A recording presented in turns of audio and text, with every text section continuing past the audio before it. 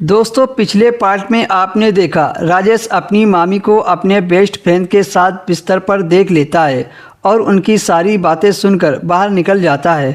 और अब आगे राजेश फुटपाथ पर बैठकर सोच रहा था कि उसकी मामी शिखा गलत है या फिर उसके मामा, क्योंकि राजेश के मामा तो शिखा मामी को अकेला तन्हा छोड़कर चले गए।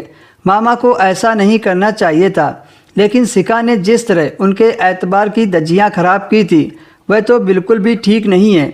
बहुत सोच समझकर राजेश ने फैसला लिया और अपने मामा को फ़ोन कर दिया और अपने मामा को बताया कि शिखा मामी आपके बिना बिल्कुल भी ठीक नहीं है, वह सारा वक्त उदास रहती हैं। मामा, शिखा मामी को अपने पास बुला लो। राजेश की बात सुनकर उसके मामा कहने लगे कि मुझे भी तन्हा रहना मुश्किल हो गया है, इसलिए मैं खुद ही अगले हफ्ते वापस आ रहा हूँ और मैं सबको सरप्राइज़ देना चाहता था, इसलिए यह बात मैंने तुम्हारी मामी को नहीं बताई। मामा की बात सुनकर अब राजेश बेफिक्र हो गया था। राजेश ने दोबारा हॉस्टल में रहने की बात कर ली और अपना सारा सामान समेट लिया। राजेश की मामी ने बड़े प्यार से उसे रोका, क्योंकि वह राजेश का फ़ायदा उठाना चाहती थी। जब राजेश अपनी मामी के काम न आया तो मामी ने राजेश के दोस्त को अपना शिकार बना लिया और अपनी ख्वाहिशें पूरी करने लगी थी। आप लोग मुझे ज़रूर बताएं कि राजेश ने जो फैसला लिया वह सही था या गलत। क्या राजेश को अपने मामा की हकीकत से आगाह कर देना चाहिए या नहीं?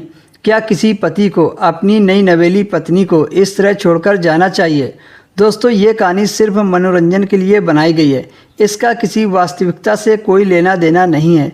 राजेश अपने मामा को कुछ नहीं बताता है और वो खुद अपना सारा सामान समेटकर हॉस्टल में रहने लगा था। राजेश के सीधेपन की वजह से उसकी मामी राजेश को नामर्द कहती थी, पर सच तो यह था कि राजेश के अंदर स्टेमिना बहुत था, पर वो शर्म की वजह से कुछ नहीं बोलता था। पर राजेश की मामी राजेश और उसके मामा को दोनों को नामर्द समझने लगी थी। शिखा मामी की शादी को अभी सिर्फ 1 महीना ही हुआ था और उसके पति ने उससे दूरी बना ली थी, यानी कि वो कमाने की वजह से शहर चला गया था।